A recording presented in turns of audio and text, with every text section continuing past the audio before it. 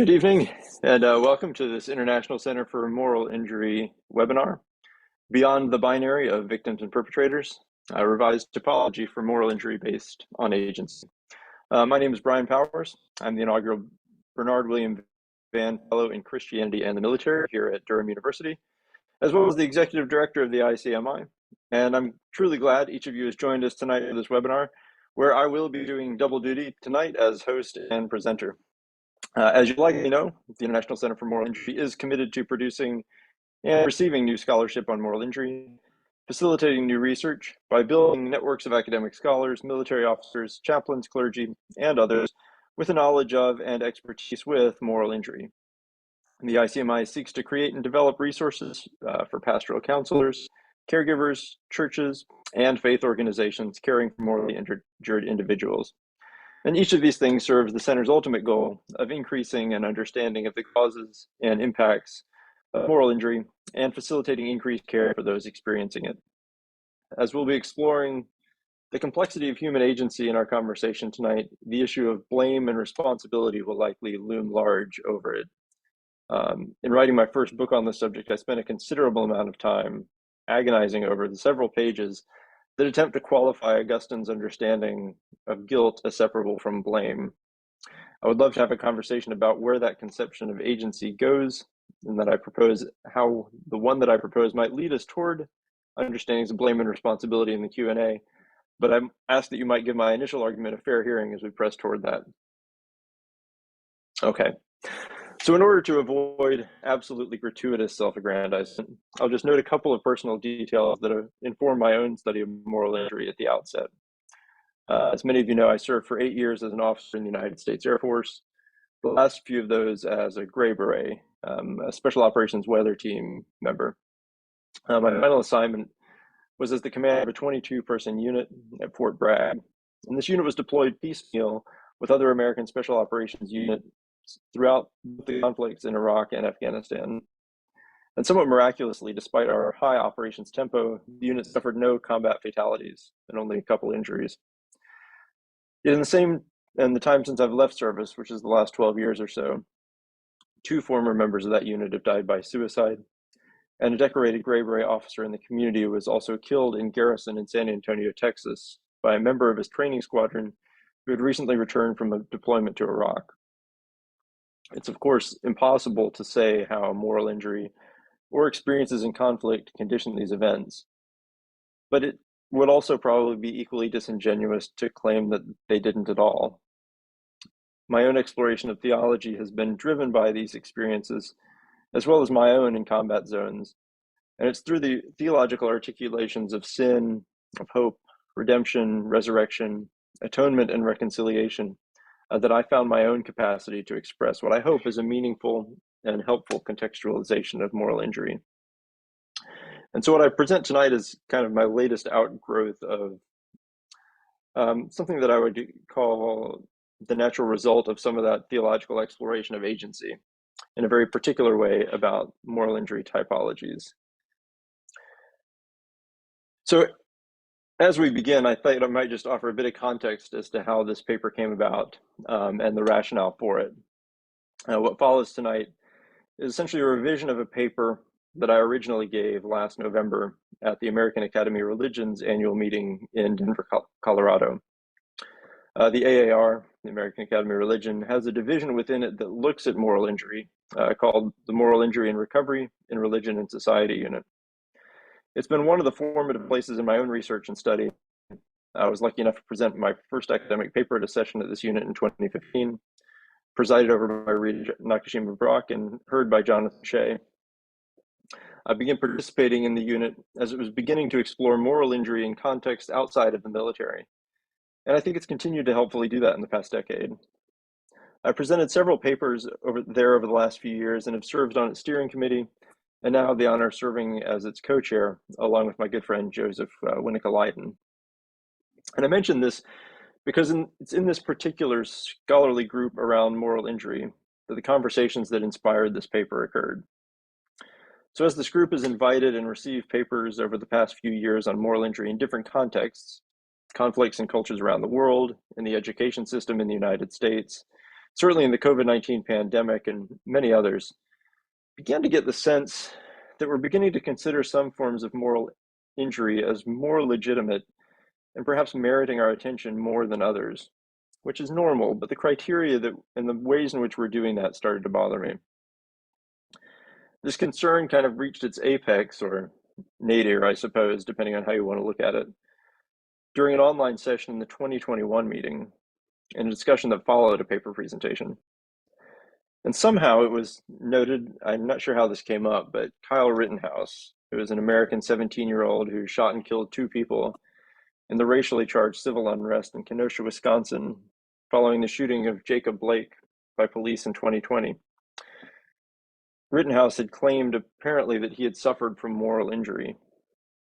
And one of the panelists at the AAR panel responded by saying that, quote, he doesn't get to be morally injured. Several comments approving this statement were immediately posted in the chat session of the meeting. Now, to be abundantly clear at the outset, this paper is in no way a defense of Kyle Rittenhouse, his actions in Kenosha, any of the groups he is affiliated with, nor of his behavior since. And I think it's entirely appropriate, in fact, to question the sincerity of his claim of moral injury, and certainly what we might consider a weaponized use of it in conservative media circles in the US. Yet, to say that someone doesn't get to be morally injured is equally to implicitly assign a degree of merit to certain cases of moral injury and to rebuff others, particularly as this case demonstrates. We might dismiss claims of moral injury from those whose actions we find particularly repulsive or are perhaps in most direct misalignment with our own values. And indeed, there's a really problematic irony in this. As MI is classically understood as a violation of what's right, transgression of deeply held moral values, and his presence, again, assuming it's authentically felt, is really indicative of a reckoning with actions one thought were done in service of a moral good, only to reap shame, guilt, contempt, anger, and their negative emotions in the aftermath. Its presence is evidence of someone with an intact moral conscience, as Zachary Moon says, and therefore of someone with an innate sense of the wrongness of certain aspects of what's happened. Its presence is evidence, in other words, of someone searching for a framework within which they might make sense of it. So what's at stake is the capacity for moral injury to occupy a particularly unique conceptual space in a very polarized world. Not only how we understand those that have suffered from it, but how through their testimonies and experiences we might understand the complicated ways in which our cultural and societal values constrict human agency. And then in suspending blame for particular actions, we might understand the forces that condition them in order to do 2 critical things: to appreciate and preserve our humanity against forces that seek to categorize, pigeonhole, and dehumanize those who are different, and to open conversations about collective moral values where transformation might be necessary. So, being quite direct, if we, in one of the scholarly conversations that seeks to define moral injury, begin to decide that those moral transgressions or morally committed worldviews are too odious to possibly result in moral injury, then we start to close off this space. In a conversation at the American Academy of Religion meeting last year, during the meeting of the unit in which we were discussing ideas for papers to invite in 2023, we were discussing a call for work on moral injury in the current Ukrainian conflict. And one scholar in the room very gingerly said something along the lines of, I don't know if this is something we're supposed to talk about necessarily, or that the group might find it okay to talk about, but we might consider exploring moral injury on the Russian side of the conflict as well. And she seemed particularly anxious to bring this up and in clear doubt as to how it would be received by a group dedicated to the study of moral injury and recovery in religion and society. So what my immediate thought was, how did we get here? How do we create an environment in which the proposal that we consider the moral injury of soldiers participating in something we find to be morally wrong was itself a morally questionable suggestion? I spoke at our conference in April in Durham here about language. the use of language to describe types and forms of moral injury, in order that we might continue to authentically tend to the experiences of others and the concept itself. And what will follow is largely my response to the above concern through a bit of reworking of our typologies.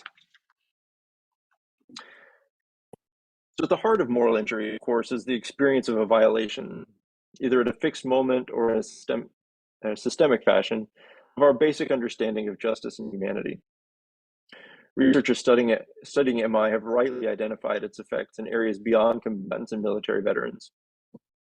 Yet as the understanding of this term expands beyond its original context, there's an increasing danger that existing typologies, primarily the contrast between perpetrator-based and betrayal-based injury, and the differentiation between what we call agential and receptive MI, are insufficient to adequately describe and authentically locate the different experiences of moral injury in the diverse and complex landscape of agency and responsibility.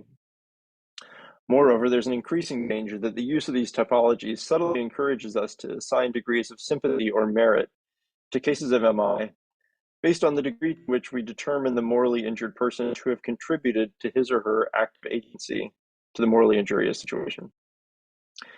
And to do this renders a tacit moral judgment against perpetrator and agential MI, and thereby eliminates the positive aspect of the entire conception of MI, to suspend a simplistic sense of blame for individuals experiencing it in order to name injustices, hold together those caught up in unjust systems, highlight forces that act upon our malleable sense of goodness, and lead to transformation and new frameworks of meaning. So what I'll propose tonight is that in order to safeguard this capacity against the temptation to assign greater and lesser merit to differing forms of MI by this criteria, we might consider another spectrum within the broader category of moral injury between what I'll term direct agential MI and then situational agential MI. In order to build this, In order to build both this typology and critique others, the paper will rely on a modified Augustinian conception of agency, complicity, and human willing that I've explicated previously in greater depth in both my book Full Darkness and in an article on Augustinian moral psychology and theology today. Without fully doing all that again, there's several key points that suffice for the sake of the argument this evening. And the first is that we as human beings act in pursuit of that which we understand to be good. Our willing does not intentionally skew towards that which we know to be wrong. In other words, it's not easy to motivate us to do things we don't want to do or think are morally wrong, but rather inclines towards that which we think is a true and valued good.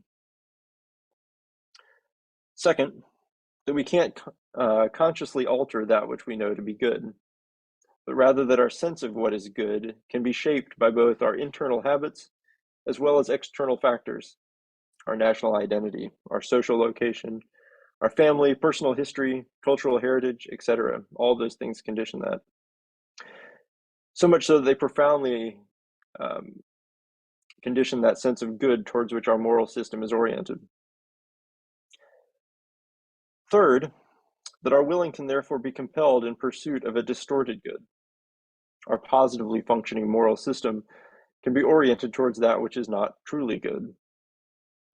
And due to the power of the conditioning forces external to us, and the way in which these constrain and sequester our horizons of choice, to use my colleague Alistair McFadyen's terminology, the truly good choice is often unavailable to us. Fourth, and finally, that even when significant factors condition and bind our willing, in pursuit of a good that we cannot consciously alter, we are making deliberate choices, actively willing, and that internalizes that trajectory. In doing so, we take on personal responsibility and incur personal guilt, however much we might share that with those conditioning forces, for our participation in that particular trajectory, which Augustine again would call sinful. I've argued this conception of willing and distorted goods resonates deeply with the experience of military training, combat, and moral injury. And yet, as I'll argue, the conception may also illuminate other contexts of MI as well in helpful ways. And this fourth point here is a particular salience, and I should note that I'm drawing from Alistair McFadyen's really groundbreaking work in this book, Bound to Sin, Abuse, Holocaust, and the Christian Doctrine of Sin. McFadyen examines this idea of constricted but active willing amongst two groups of people in the book. Nazi killing squads, the Einsatzgruppen, that were tasked with murdering Jews in occupied territories in World War II. And it contrasts that group with children in situations of abuse by adults and authority figures. And I believe he picks these two groups to look at the ways in which an Augustinian sense of willing can be illustrative, because those groups represent the most sympathetic of victims that he can find and the most unsympathetic of perpetrators. He notes that conditioning, habituation, and situatedness bind the willing of both groups in particular ways. In the case of the Einsatzgruppen, killing is normalized through peer pressure, alcohol, repetition, and habituation. They're actively choosing to participate, however much their willing is compelled. And yet that sense of personal responsibility for those Nazi killing units is dissolved in the moment into that of the larger group. In the case of abused children, he notes that abusers will often offer enticements to children to keep the abuse secret. And while their willing is constricted in choosing the reward that they might be offered, or simply choosing to keep the secret, the child's personal sense of responsibility is enmeshed in the situation to the point where they can view themselves as willing the abuse. McFadyen, who worked for years as a constable, notes that this makes recovery difficult and often binds the victim to the act of abuse in a way that's very often misunderstood and can very much become intractable. And critically, I should note that this is not to say that blame should be removed from the Einsatzgruppen, nor should it be placed on the children. Rather, it's to note, as McFadyen does, that if we seek to help those who've suffered abuse recover, or to prevent and interrupt the normalization of acts like killing, we have to attend more carefully to the dynamics of agency. So, how does this help us rethink the current typologies of moral injury? Well, for a moment, let's examine the perpetrator betrayal typology. It's become prominent in the clinical and interdisciplinary literature through an essentialization of the Shea and Litz definitions of MI. So Shea, of course, argues that moral injury is present when there's been a betrayal of what's right by someone in a position of authority in a high-stakes situation. And to get out of the way, the group of clinicians led by Brett Litz in 2009, of course, argue that the threshold criteria for PTSD, while it accounts for situations of harm directed at oneself, did not adequately account for the moral reaction of harms done by oneself to others. So in other words, the Litz paper in 2009 critically notes the differentiation it wants to make is because the category of PTSD does not account for perpetrator harm.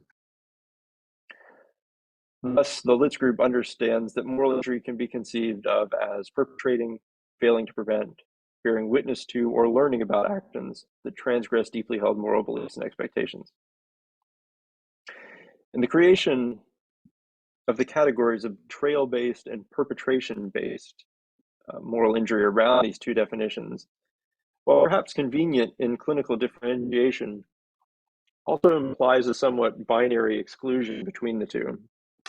The underlying assumption, in other words, seems to be that perpetration-based moral injury involves a high degree of personal agency. It's something that we did or didn't do.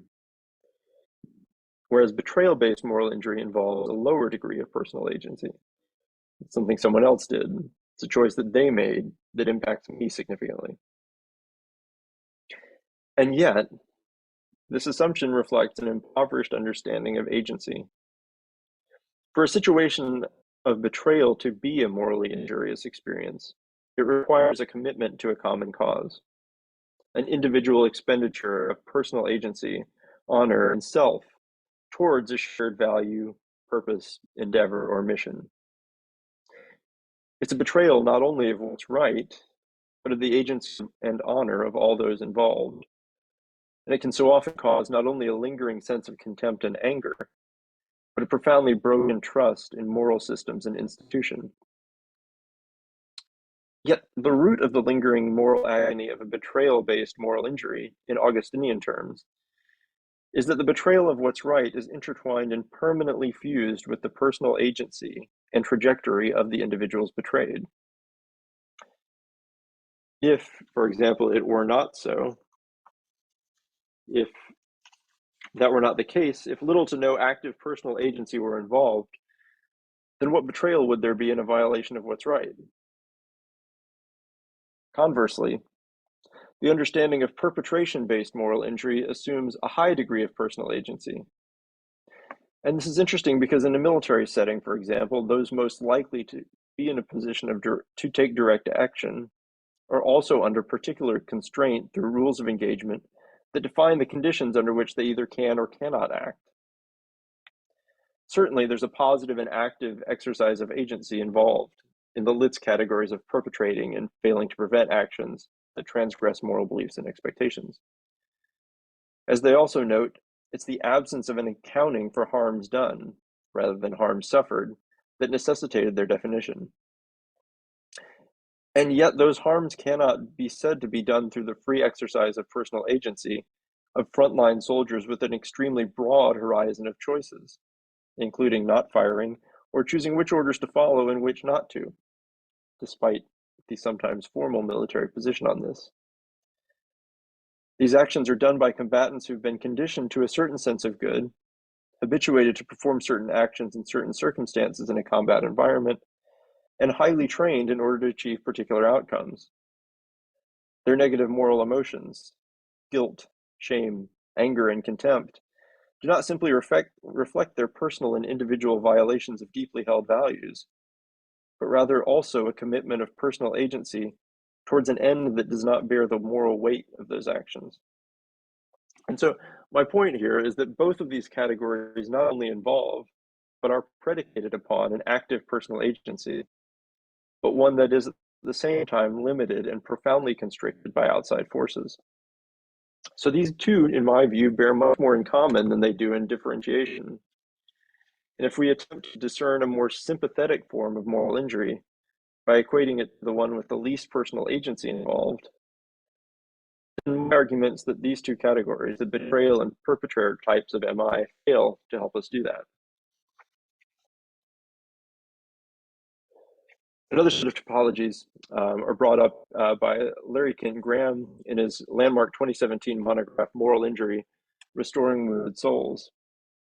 And Graham notes that there's two sources of moral injury: agential moral injury, brought upon ourselves by our own agency, and receptive moral injury, caused to us by the agency of others. Graham differentiates the types further by hewing his definition of agential moral injury close to the Litz definition, noting that it occurs when we, quote, do the wrong thing or fail to do the right thing. When our actions lead to unintended harm, we feel diminished morally, end quote. And that these actions often result in a burden of shame and guilt. Receptive moral injury, on the other hand, Graham notes as, quote, the diminishment to our moral compasses and our sense of personal goodness that results from the actions of individuals and communities against us, end quote. He goes on to specifically note that those who experience receptive MI are often, quote, victims and survivors, end quote, of different types of violence who may have, quote, their own sense of personal worth broken by what happened to them and the moral assessments they make of it, end quote. And to be clear, Graham recognizes that moral injury raises difficult questions about agency, and he eloquently notes that, quote, the strength of the moral injury metaphor is not that, the strength of the metaphor is that it is not moralistic, it's not shaming, nor condemning towards persons suffering from the pain of moral struggles and failings. It provides an affirming and safe locus to look deeply at what's going on and to find ways of moving to a richer and more vital relationship to the painful past. And further, Graham really insightfully wrestles with the difficult idea of agency on the part of both actor and recipient in situations of moral injury, and how those two categories impact the ongoing moral struggle.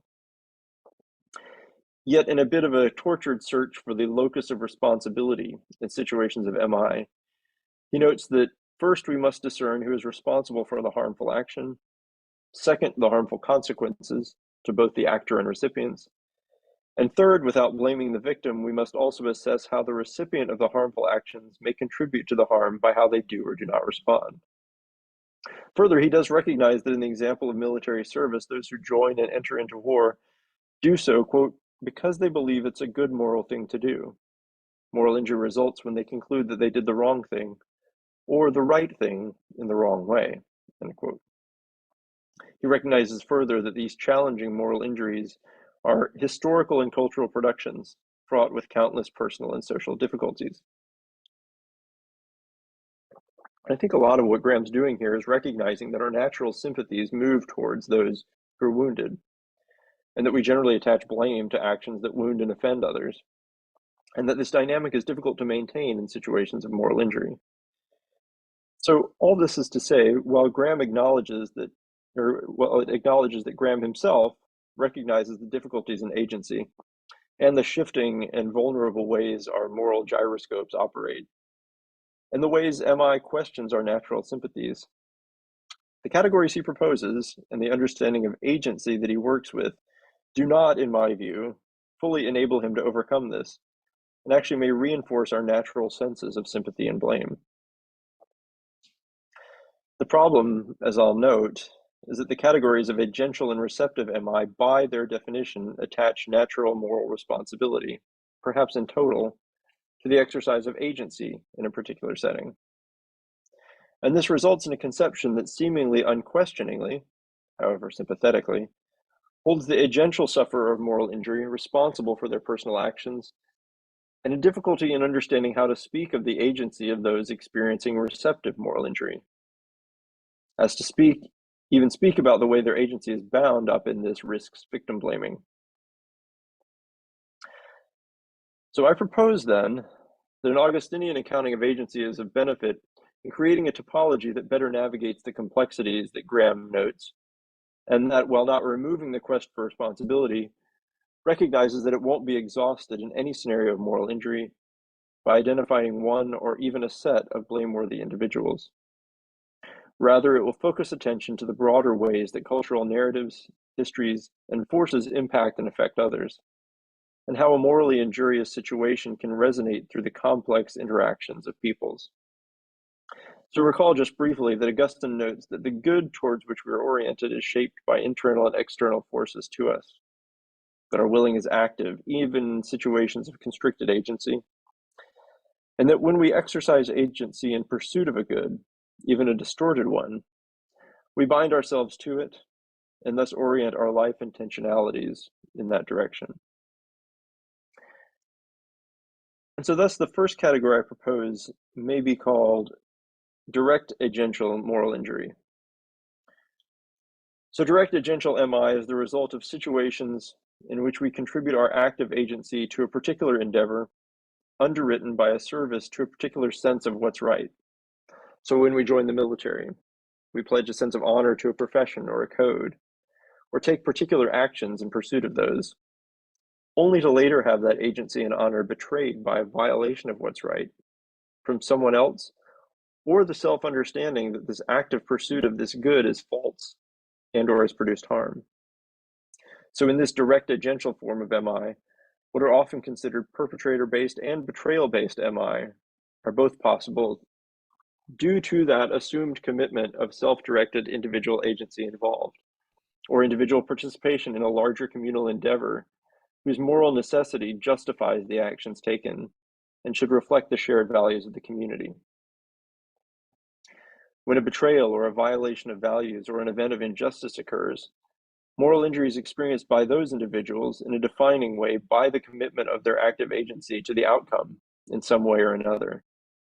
Whether the guilt and shame experienced is due to one's immediate involvement in an action or not. It should be recognized that in this direct agential form of MI, one's agency is not absolute, but rather it's deeply conditioned by the cultural, societal, and environmental forces, as well as the personal histories that shape the goods towards which we commit our personal agency. That personal agency is then often constrained by the factors present. Military members' agency, for example, is not absolute, but constrained by training, rules of engagement, hierarchical factors, etc. The presence of moral injury in these direct agential scenarios represents people with functioning moral systems reevaluating the good towards which they were oriented, and experience the presence of guilt and shame for the commitment of active agency in particular ends and with particular negative moral outcomes.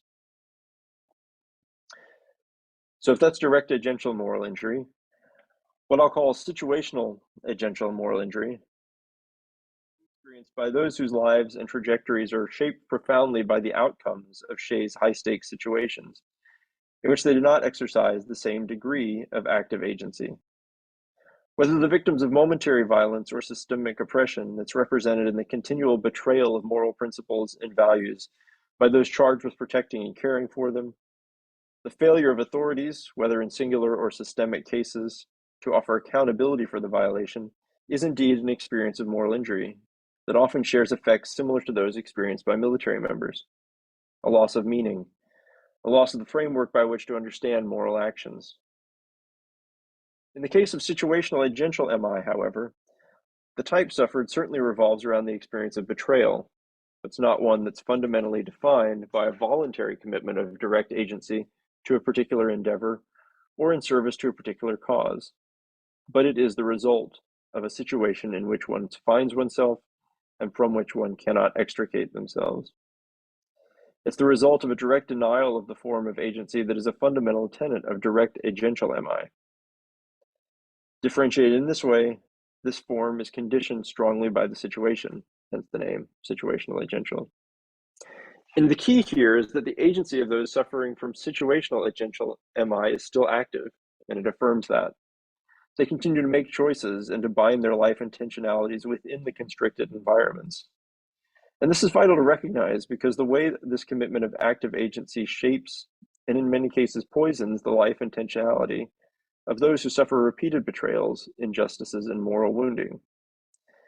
In fact, the affirmation of their agency in the ways it distorts their life intentionality is a powerful and necessary testimony to the impact of these events, and it recognizes their personhood and the capacity of their agency to seek justice and transformation. Those in these situations can thus exercise their active agency within constrictions imposed upon them by the betrayal of what's right, and can use that agency positively to bring a great deal of attention to the betrayal and injustice at its core.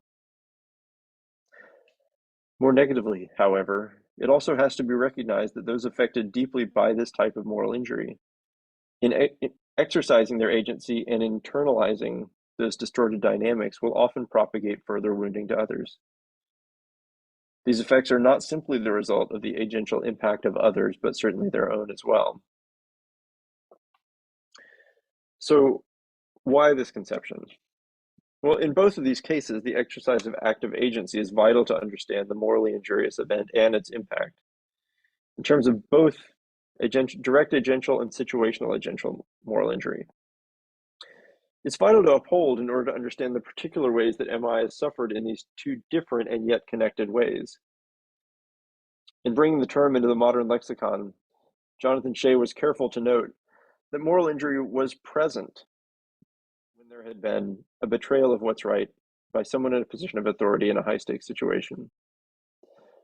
The conceptions proposed attempt to provide a way into that understanding that recognizes the profoundly distorting effects of moral harm, the different positions that people occupy in those high-stakes situations that cause catastrophic effects to others, and in my view, better sets forth conditions by which authentic transformative witness, truth-telling, and moral repair might be effected. In his conception, Graham rightly seeks to maintain a sense of moral responsibility for those who've caused moral injury for others. And the conception I propose should not be understood as a dismissal of that concern, or really even an easing of it. Rather, the Augustinian conception of agency and of those caught in the grip of forces beyond ourselves expands the notion of moral responsibility beyond the individual simply on the front lines. In fact, without such a view of the conditioning, constricting forces that limit human agency, the quest to establish accountability for those responsible for moral harm will often be exhausted with, in military terms, low-ranking members of the military units, and those with the least amount of practical agential control. For a direct example of this, see the outcome of the Abu Ghraib scandal in the US Army. Augustine understood that the exercise of our active agency in pursuit of goods, distorted by sinful forces, marks us as rightly and unequivocally guilty before God. And Augustine receives a lot of attention for the notion that this makes us worthy of condemnation. However, what doesn't get talked about very much is that this is really a preliminary step in Augustine's argument. He also notes that the inescapability of guilt for all of us who exercise agency in the world unites us in a universal condition. Sin is a marker of humanity and our commonality. For Augustine, the exercise of agency, the ways it distorts us, signify the areas in which we need salvation and redemption. In my view, we might read Augustinian guilt as a signifier not of moral condemnation, but of the need for, and perhaps even the openness to, participate in moral repair. As several psychologists note, a fundamental function of our moral emotions is the preservation of the social order and of our relationships to individuals to others in the community. The restoration of a relationship within that community and the transformation of the social order in light of a violation of shared values, particularly a shared sense of common humanity, is perhaps best glimpsed with an authentic accounting of one's location in respect to the event of betrayal and subsequent moral emotion. MI in both of the cases above revolves around the violation of life and the humanity of others, and as such, both experiences of MI testify to the violation, but from critically different perspectives. The proposed forms of moral injury, conversely, affirm the importance of the humanity that's been violated, as well as the importance, inherently, of the moral what's right that's been betrayed. In that sense, at their best and most hopeful, held together under the construct of MI and masked within the pain of moral struggle, the potential to find common ground in an increasingly polarized world of simple moral binaries and ascriptions of blame. These conceptions may help us to name and illuminate dehumanizing forces of militarism, of racism, of xenophobia to be named, and help us to enact justice and reevaluate and transform the social order. And what I'm proposing between these two categories is certainly a spectrum. Few suffer moral injury solely in one pure form of the typology proposed or the other. It serves as perhaps another axis upon which we might locate different experiences of moral injury in order to more authentically identify the experience in an increasingly polarized and bifurcated society.